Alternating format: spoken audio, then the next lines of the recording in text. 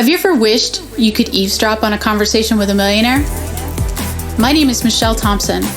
I'm a retired project controls engineer and business professor, and that's exactly what I'm going to do in this podcast. I get to ask the questions that everyone else wishes they could. I'm going to find out exactly how they were able to build their empires through automation and outsourcing.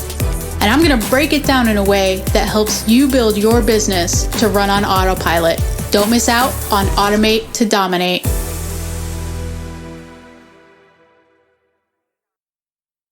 Hey, everybody. Thanks so much for tuning in to another podcast. Today's guest is Toni Chowdhury, and she is the founder of Women Who Win with Toni Chowdhury.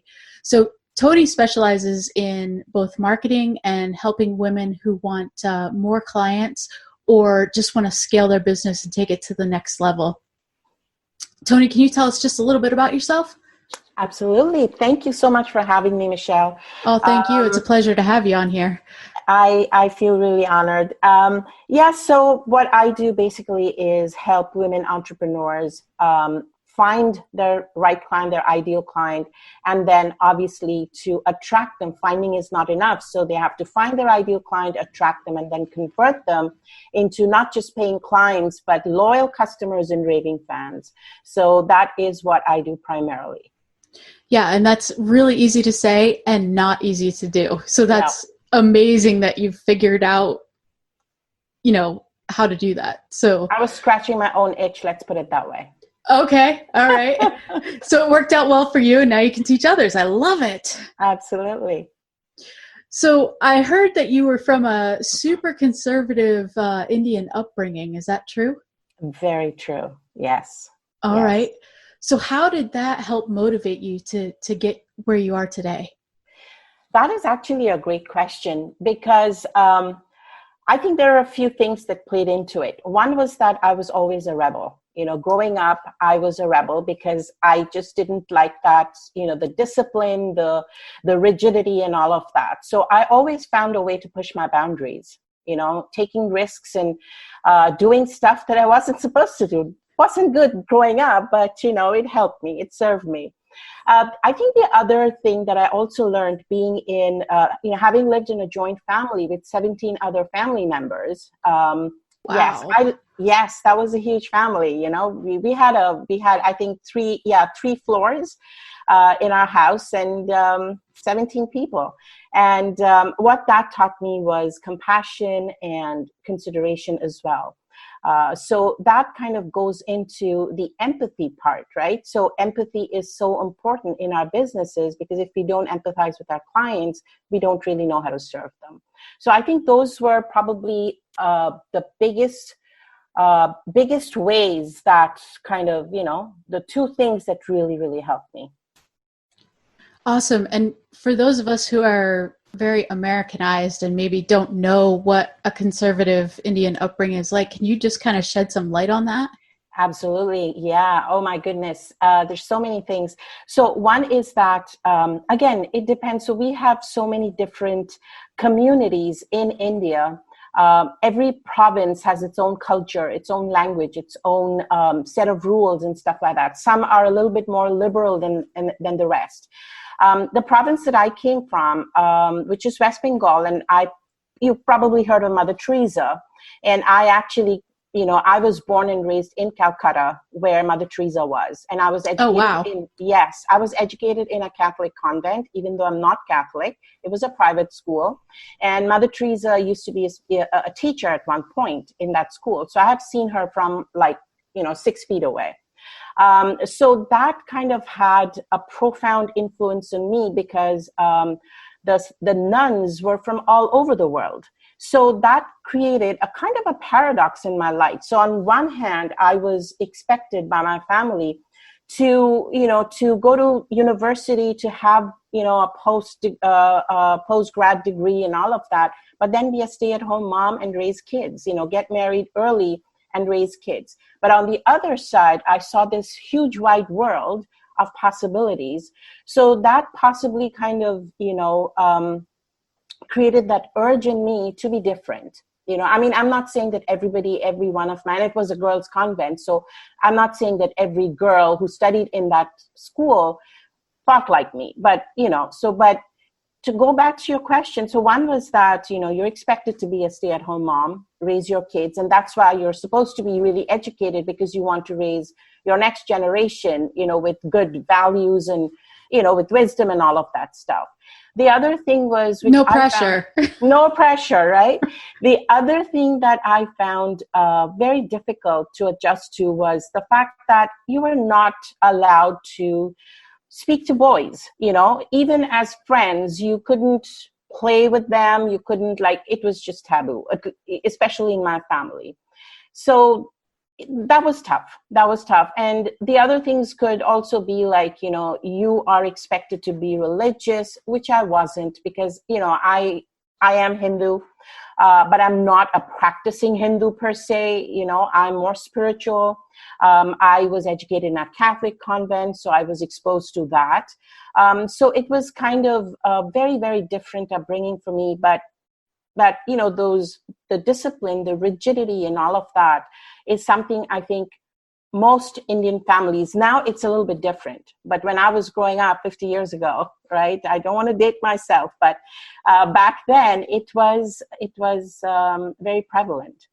So, yeah, I hope that answers your question a little bit. Oh, yeah, absolutely. And I just kind of wanted to, for those of us who are maybe not as familiar with the culture. Now, correct me if I'm wrong, but isn't Calcutta a very poor part of the world? Did you come from a very well-to-do family that lived there? I did come from a pretty affluent family. I mean, we were upper middle class. My family was in business, and my dad and my uncles, they were all together in a family business. So I grew up with that entrepreneurial background. But I don't think Calcutta is poor per se. There are tons of wealthy people.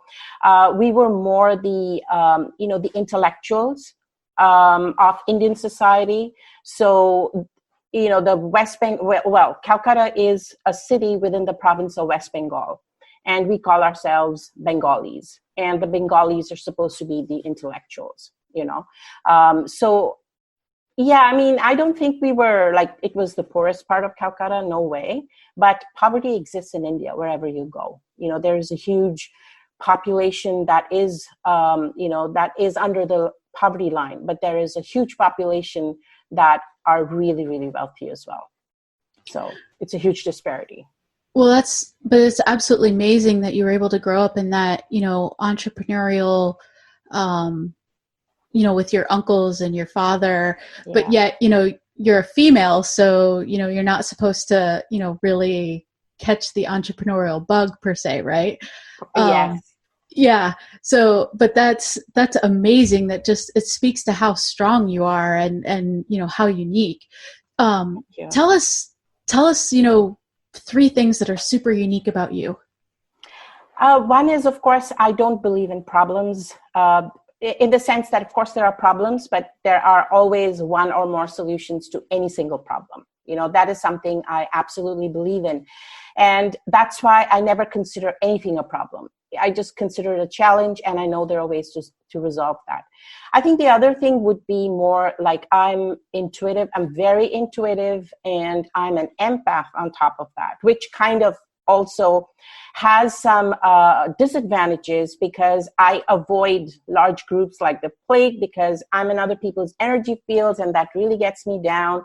So all that stuff, but what it helps me with is that it really helps me resonate with my customers, with my clients, and it takes me less than a minute sometimes to just, get what they're trying to do, or understand who they are in what they're trying to solve, so that's another thing.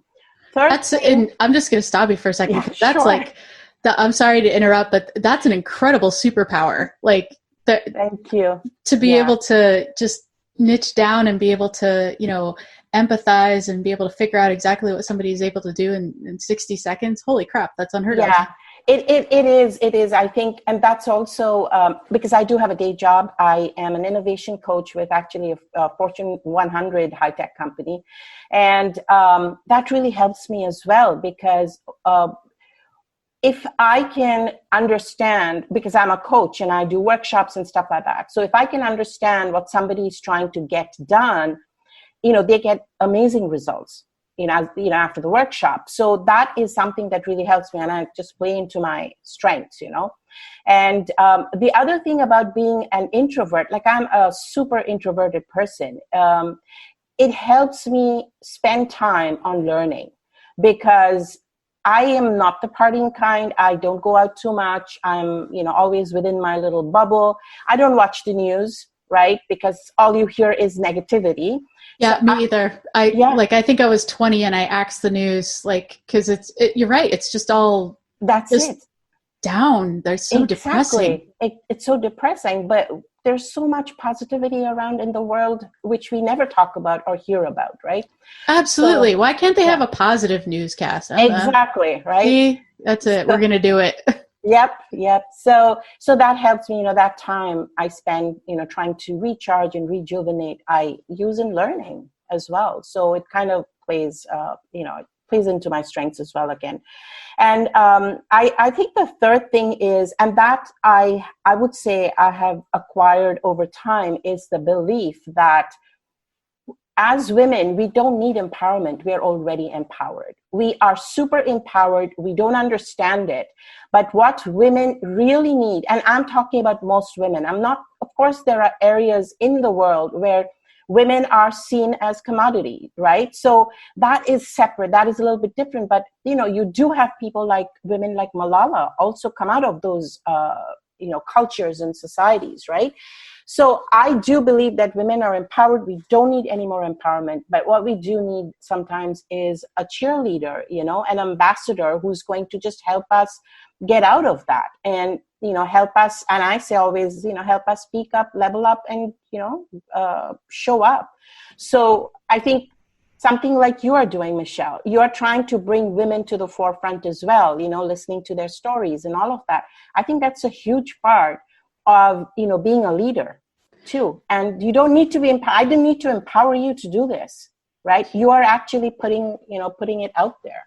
So, and it's so true about the cheerleader, and 9 times out of 10, we already know the answer, right? That's it. Yeah. We just need somebody to maybe help guide us to the answer. Absolutely. Yeah. I agree. That's amazing. So Toni, what would you say your biggest accomplishment is so far? Hands down, I think raising my son single-handedly. I came to Canada 20 years ago as a single mother. I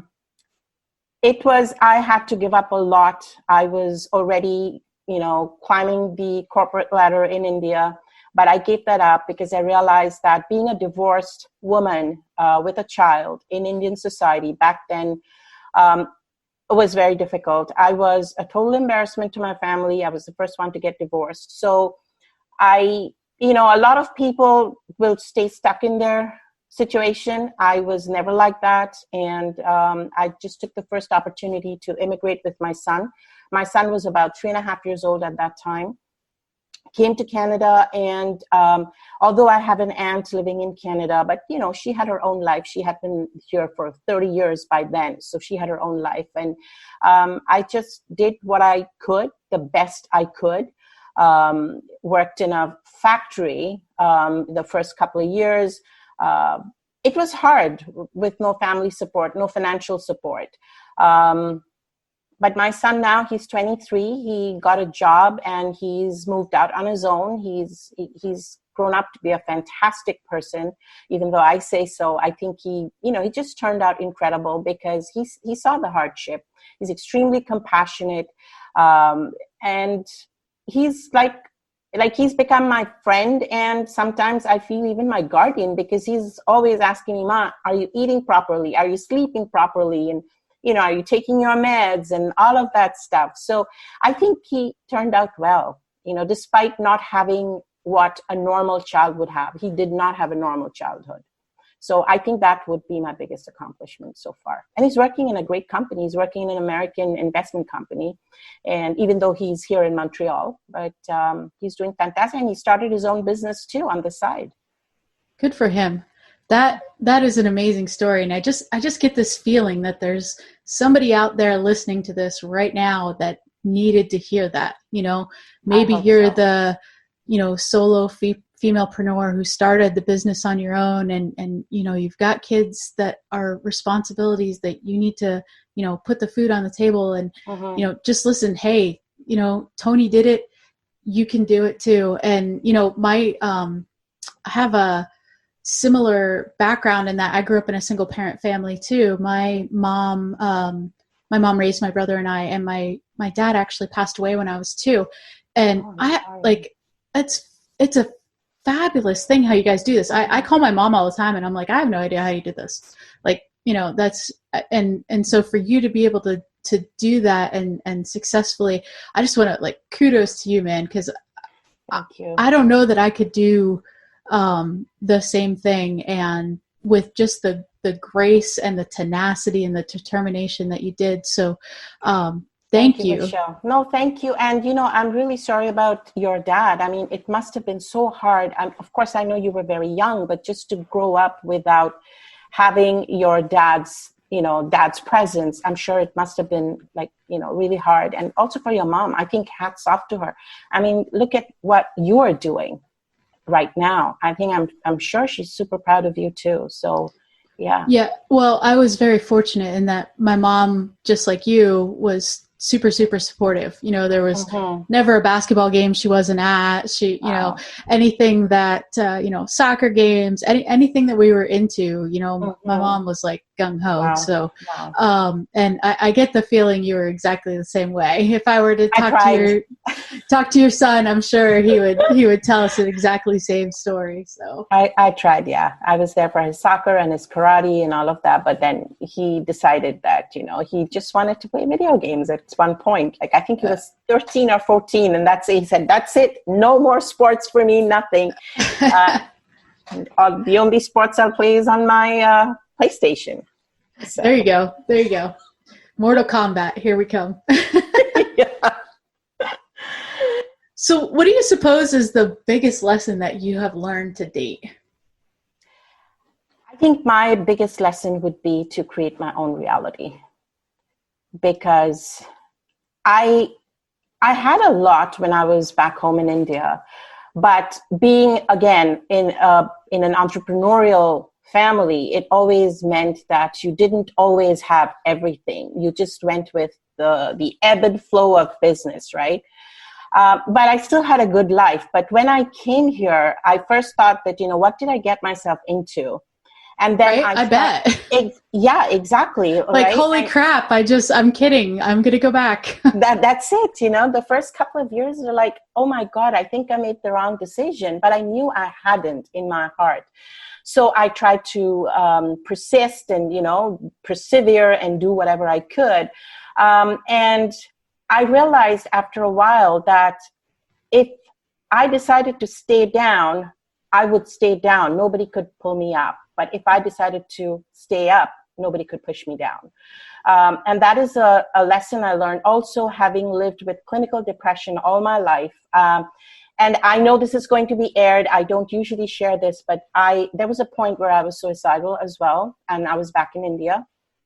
And I started realizing that, what? The fact that I'm here is because there is a purpose. I am called to do something bigger than myself. And I think that kind of started gaining momentum in my mind. And I just realized that, I just had to create what I didn't have. That's amazing. And thank you so very much for being vulnerable. That is not easy to do. Yeah. I usually don't talk about this at all. And especially in this kind of an open public forum.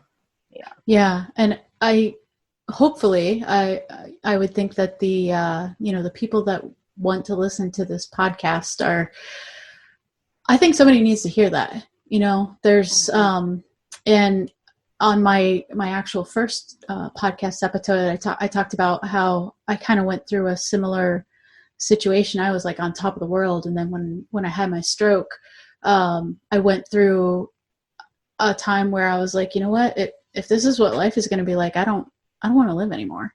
Mm-hmm.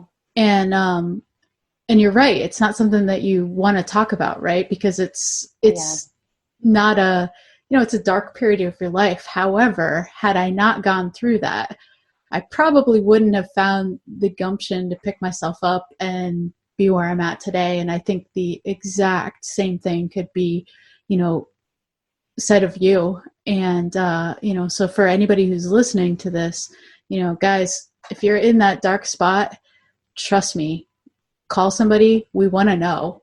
Yeah. We want to hear. We believe you. And, it's going to get better. It's going to get better. Absolutely. I agree. And that's the thing, right? Like you said, call somebody. Sometimes it's just one person that you need to talk to that can totally change your life, I think we are now, it's getting a little bit better, but we were in a society where this was like, especially for me growing up, this was absolutely not something we spoke about. Oh yeah. Totally taboo. Totally. Yes. In the family I grew up in, if you had, some type of mental problem, you had some spirit that was, yes, over exactly. you. It wasn't a brain thing. It was a spiritual demonic thing or whatever Exactly. Yeah. So. But look at you. I mean, I'm really so impressed by, whatever you're doing. You're amazing. Oh, really. Thank you. So what made you lean towards marketing? How did you pick that as your niche? Oh boy. So getting raw here again. I love it. I've been in business it's going to be exactly 10 years next month. And when I started, I was teaching people how to cook Indian dishes at home, like restaurant style Indian dishes, but a much healthier version. And I was very new in Montreal. I just moved over from a different city. I was very new here, didn't know anybody else except my colleagues. So even though in the beginning I had trouble finding clients for my cooking lessons, but it went well. So and I was working full time. I was doing this on the weekend. I had a lot of people. I had about 75 people go through my classes in less than a year. I said, okay, this is great. And then I lost interest in teaching Indian cooking. So I moved to photography because I love photography. And one of the reasons I took up photography was to battle my depression because I refused to see a psychiatrist and get on meds. So when I started my photography, I realized that I'm an artist, but the thing is that I'm spending so much money on my photography gear. I'm not making anything, like zero. I would have to shut down my business. And then I said, you know what? Let me try and find out what exactly will actually float my boat. And then I hired a coach and cost me an arm and a leg at that point. But then I learned that I was missing marketing. And if I had to be a successful business owner, I better know how to market my business. And I applied myself to learning about marketing like day in and day out. I was just, devour books. And then, there were some online resources like online programs and coaching and workshops and all of that. And I turned it around and I was doubling my revenue every year for 4 consecutive years till I had to slow down my photography business because of health reasons. But I was doing really well, really, really well. Despite charging, I think I was told on a number of occasions that I was the most expensive photographer in Montreal. But I could find clients at my beck and call, like literally. So, wow. Yeah. That's amazing. So for the people who are listening and are thinking, why should this is a podcast about automation and outsourcing. Why in the world should I care about marketing? Who cares about that topic? Tell us exactly why marketing will help people grow their revenue passively. Can you explain that to us? Absolutely. So marketing is, we are selling ourselves all the time, right? Whether it's to our employers, whether it's to even our kids. Sometimes we want to make them listen to us. We literally have to convince them. So we are selling all the time. But sales is not everything, right? You have to be able to talk about your products without being salesy. And that is where marketing comes in. But to me, it is more serving your clients, through providing valuable content, by providing valuable services, by even conveying to them what value you offer, through words, right? Through your branding, through the experience that you offer them. So those are not necessarily tangible marketing, because when we think of marketing, we mostly think about advertising, but it really isn't. It's all of those little things that play into marketing. And that is kind of, you put that stuff out there, and you expect that if you're doing it right, people will see it, people will listen to you, and ultimately people will come to you, right? Where you kind of finish it off with a little bit of sales, but your marketing should be doing the selling. You shouldn't have to sell. That's perfect, because it leads me right into, what I wanted to ask next, which is, exactly how do you help people find their ideal client, and how does the marketing speak to finding the ideal client? So the first exercise I do with anyone is for them to have a vision for their business, because unless you know what you want in your business, you don't know who you want to work with, right? The next thing is, and I actually came up with this ideal client acquisition trifecta, which I kind of, came up with that idea, where I feel that if you have to find your ideal client, one, you need to have a vision. Second, you need to also understand yourself and your personal brand. We all have a brand, but we have to be intentional about it. If we have our personal brand in place, we know who we want to work with, because we want to work with people that have the same values like we do, who believe in the same things as we do. If you don't have that, you end up getting all the wrong people into your business because you were not clear enough. You didn't provide the value. You didn't provide clarity to your prospects. So you got the wrong people in the door. So, yeah, and that's, sorry to no, break in there, but it's such a huge point in what you just said. I was talking to Julie Stoyan the other day, and she was saying, your marketing should actually repel people. Absolutely. It should repel the wrong client for you, so they don't even come in the door. So if you're doing marketing correctly, it's not only going to attract your ideal client, but it's also going to repel the person who you shouldn't be helping anyway, because it's not a good fit.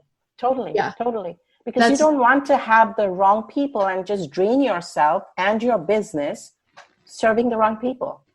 Absolutely. So tell me more about, the Women Who Win with Toni Chowdhury. Tell me about that program. So I actually have, I had a couple of programs under that. One was the mindset, and that was basically for anybody who wanted to just succeed at any level. And I normally work with women on 10 different levels. That includes the emotional health, the intellectual health, your financial relationships, anything. But the other program that I have is the marketing program, which is Winning at Marketing. And that program is more condensed for startups. And the startup, what do we do normally when we start a business? We decide to start a business. We get a logo designed, or we design it on our own. We get a website, and we find something to sell, and we're selling. But that's the wrong way to start a business. So within that 8-week program, I give them the basics that they can start testing. And I'm a huge believer in testing your ideas, because unless you throw it out in the market, you don't know whether it's the right thing for whoever you're doing it for, right? So that provides the basics. But recently, actually, I'm in the process of applying the finishing touches to my third program, which is going to be, so the other two are like totally one-on-one coaching. But this one is going to be an online course for women who are a little bit more advanced in their businesses, who probably maybe, been in the business for about 1.5 to 2 years, but they're not seeing the revenue. They're not seeing the right clients in their business. So that's where, again, the ideal client acquisition trifecta comes in. And for me, I'll be teaching them the 3 C's that I believe will help them find the right clients. The 3 C's being, one is cognition, one is customer experience, and the third one is communication. And the cognition is the branding part, what people see, and they recognize you, they perceive you as the person or the business that will provide them the solution they're looking for. And then obviously the customer experience, you need to provide an excellent customer experience for anybody to, first of all, even opt in to your lead magnet, and then obviously to go through the entire program or whatever it is that you're offering, and then become loyal clients and raving fans.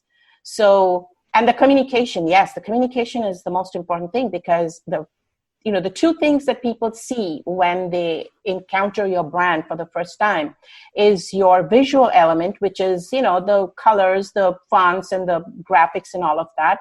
And the second thing is your message, right? If you don't have a good message, if it is not targeted, and it won't be targeted if you don't know who you're selling to, who you're marketing to, so your communication falls flat and people just move on to your competitor maybe, So those are my programs, and those are the Women Who Win programs. And I hope to launch this 3rd program in the next month or so.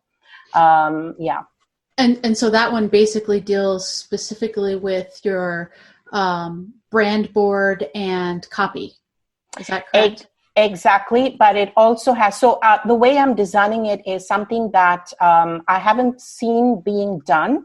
And it's going to be an incremental kind of a program, in the sense that you could opt for maybe one of the modules, or, all of them. So maybe one or all 3, and you do it at your own pace, and you do it incrementally, so that people can work through, each of those modules and get better at what they think they're lacking.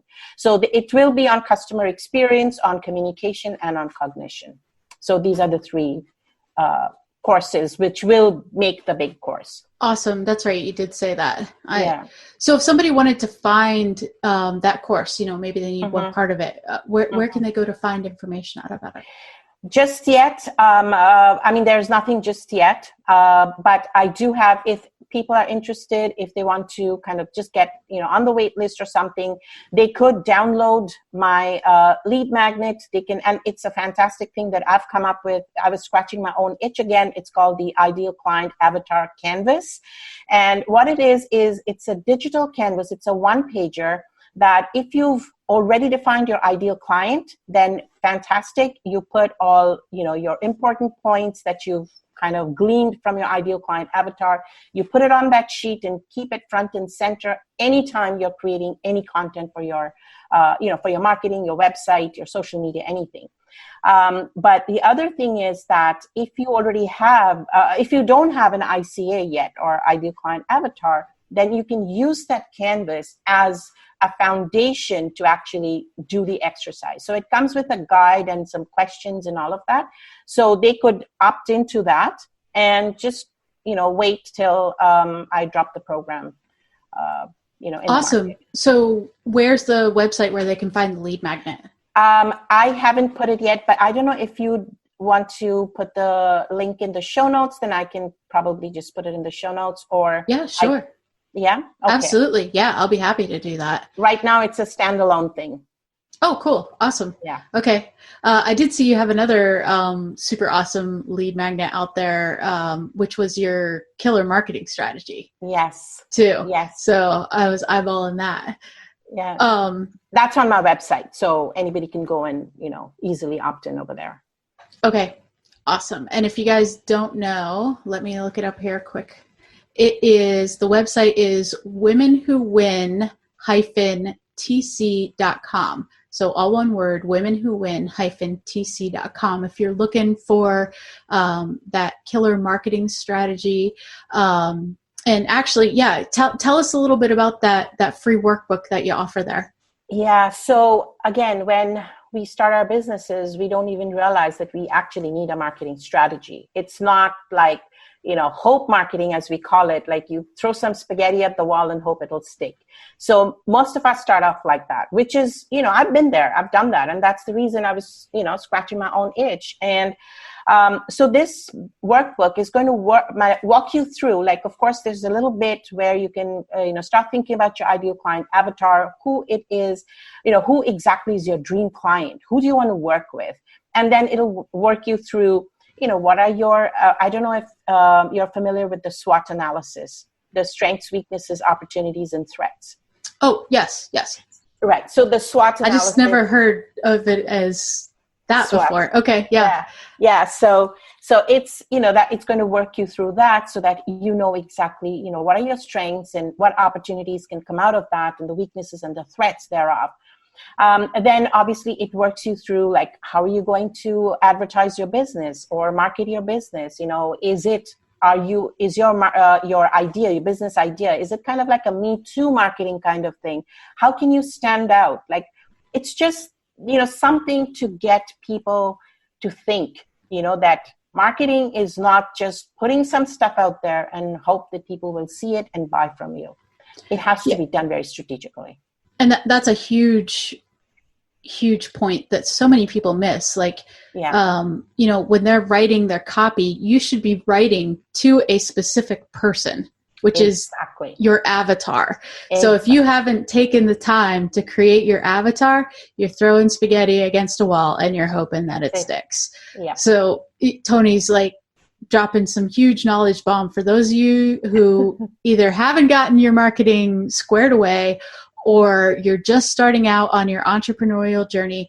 You've download that killer marketing strategy that she has for you. That free workbook will get you on the right track, because remember, it's all about attracting the right person and repelling the wrong person. And the only way that you can do that is if you're talking in every piece of marketing, every piece of copy, every picture, every graphic, every color, every font should go strategically to a specific person that you're talking to. And if you guys haven't figured that out yet, scrap everything you're doing and do that first. Yes, absolutely. That's gold. What you just said, you summarized it. Hey, you said it. You said it, not me. I'm just pulling out your golden nugget. So what do you think is the biggest problem that you run into, helping clients get booked? I would say mindset. Because especially as women, we always feel we are not good enough. We're not smart enough.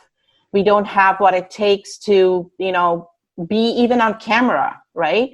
And unless you are visible, whether you're on camera or not, I'm not talking about that kind of visible, but just being visible even on social media, putting out content there and putting out the right kind of content. It just, people don't get it most of the time. And they think that, it's too much work or I can't do it, But what people miss is that business, marketing, all of that is a highly learnable skill. So till the point that they can shift that paradigm and believe that it is learnable, it really gets very difficult. And people, but I don't know where to start. That's another thing.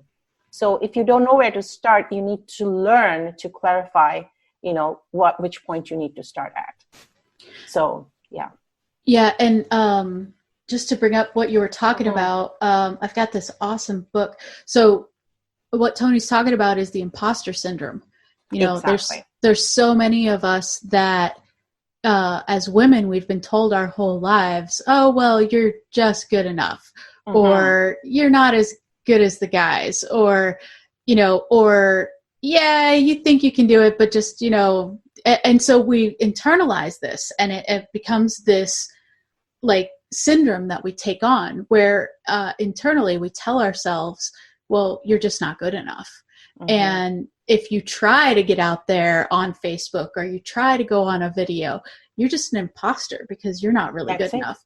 And what's not hilarious, kind of sad, but hilarious about this is, I mean, you have like doctors with PhDs who are like massively knowledgeable and can run circles around people. And they're like, oh, I don't know anything, you know? Exactly. And hold on, I got to get this book because it's sure. Like, hold on.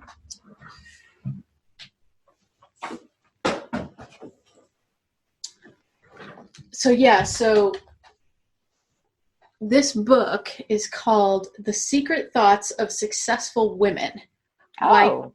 Yeah, and it's written by Valerie Young, who has her doctorate, and she actually wrote her thesis on the imposter syndrome when she realized she wasn't writing her thesis because she thought she wasn't good enough. Wow. True story. I have to read that. Yeah, awesome book. It's Why Capable People Suffer from the Imposter Syndrome and How to Thrive in Spite of It. So if you guys haven't read this book, I highly recommend it. Very good book. Thank you for the recommendation. Oh, that's awesome, Toni, that you brought that up, because so many times we just don't even talk about it, you know? Absolutely. I agree. Yeah. And actually just last evening, I did a live with another lady in my Facebook group, and that's what we talked about. Imposter syndrome and the fears that keep us stuck. Yep. It's such a huge thing, especially for the female-preneur. And you know, I honestly didn't even know I had it until my mentor, who called me out on it. His name is Ian, amazing guy. He's like, Michelle, he's like, you don't even know how much you know. He's like, you have imposter syndrome so bad, I can't even stand it. Go read this book. And it's so true. And the only reason he knew it was because he had it too, and somebody had to call him out. So it's like it's like this super prevalent thing that you don't even realize you have until somebody says it, and then you're like, oh yeah, I do have superpowers, and it's okay to say that I have them because I have this unique thing that I give back to the world. And that's what's so awesome. Anyway, I digress. I went down a little rabbit hole. Sorry. No, but it's good. I got a new book recommendation. Absolutely. In fact, after this, send me your address. I'm going to send you it. So. Oh. Yeah. Don't say it now, though, because everybody will have your address in Montreal. Everybody will be knocking at Toni's door. Hey, Toni, I need some Indian food and a brand board. Yep. And some coaching. Exactly. Yeah. So, all right. What's the funniest story you can think of growing up in a conservative Indian family? Just tell me something hilarious that happened. Oh my gosh. Okay. So, you know, like I told you that I wasn't allowed to talk to boys. I wasn't allowed to play with boys, whatever, but I didn't get along with the girls because the girls would sit and talk about movie stars in fashion and all of that. And I was a very athletic kind of person. I was sporty. I loved playing sports. So I would sneak out of the house in the middle of the afternoon, and believe it or not, I would scale the wall behind my house. My mom would be taking a nap. I would scale the wall, climb a tree, get on the wall, jump over, and I'd run away kind of for a couple of hours and play with the boys on the streets. And so many times I was busted, and there were people in the neighborhood that would come and complain to my dad, oh, we saw your daughter playing with the boys. You know, Toni's out again. That's awesome. Oh my gosh. How old were you when you were doing that? Oh, I was quite old. I was probably 13, 14, 15. Yeah, definitely in my teens. Yes. Yep. Yeah. I had the same, you and I were the same. I was such a tomboy, and my mom's like, oh my gosh, can you not just like wear a dress for once? And I was like, what am I going to wear a dress for? Like, I just want to go outside and play basketball with the boys. Yeah. Yeah. And for me, it was cricket with the boys, because India is all about cricket, right? So, yeah. So, which is, cricket is like a mash of like baseball and field hockey, right? Is that kind of? Yeah, kind of. Except you don't run so much as in field hockey. You just run between two, bases, kind of. The wickets, we call it. Okay. So, sweet. So it's field hockey for lazy people. I love it. I love that. I love that description. I gotta pick up this sport now that I'm like older and weigh a whole lot more than I should. I need cricket. Oh, don't even go there. All right, Toni. So give us one book that you would recommend that somebody on their female entrepreneurial journey really has to read? Which one changed your life, man? Oh man, like there are so many, but I think the one book anybody should read, especially whether you're a woman or a man, but if you are marketing to a woman, if your target audience is women, then it would be Winning Her Business by Bridget Brinnan. Okay. Winning Her Business by Bridget Brinnan. It's just brilliant. It's brilliant. It's, it tells you, the things that you need to be looking for, the things you have to think, the psychographics of a woman that you should be aware of when you talk to them, how you serve them, how you treat them, what you sell them, everything. It's an amazing book. And she had another one before that. It was called Why She Buys. So both those books, they're absolutely there. Both of them are brilliant. That is awesome. I have never heard of her, and so thank you. Yeah, I haven't heard of her either. We swap Yes. books. Yes. We swap book recommendations. I love it. I am a huge reader, so yeah. Yeah, me too. Yeah, I think if you're going to be a successful entrepreneur, you have to read. You have to read. Exactly. Yep. Absolutely. Toni, thank you so much for everything that you gave us. And I mean, you just packed a ton of information in the last half hour, and you were super honest, super sweet, super vulnerable. I just really, really appreciate, and I hope our listeners do too. I hope they hit you up with a ton of email just saying, thank you so much for everything that you did for us, Toni. So thank you. Thank you, Michelle. And thank you for giving me a voice. And I really hope that my story resonates with at least one woman, or even a man. It doesn't matter, right? As long as it helps somebody. So I mean, huge thanks to you, honestly. And I really appreciate what you're doing. And just giving people a voice is so important, Oh, thank you. I appreciate that. So I really appreciate that. Just one more time so everybody knows, you can catch up with Toni at her website, which is womenwhowin-tc.com. And you can find her email there so she can, hit her up for her other freebie. We're going to put it in the show notes. But if you're listening to this before we have it on the website, just email her. She'll get you that lead magnet. And we will see you guys next time. Thanks so much for listening. Thank you for tuning in to the Automate to Dominate podcast at www.awesomeoutsourcing.com/podcast. My name is Michelle Thompson.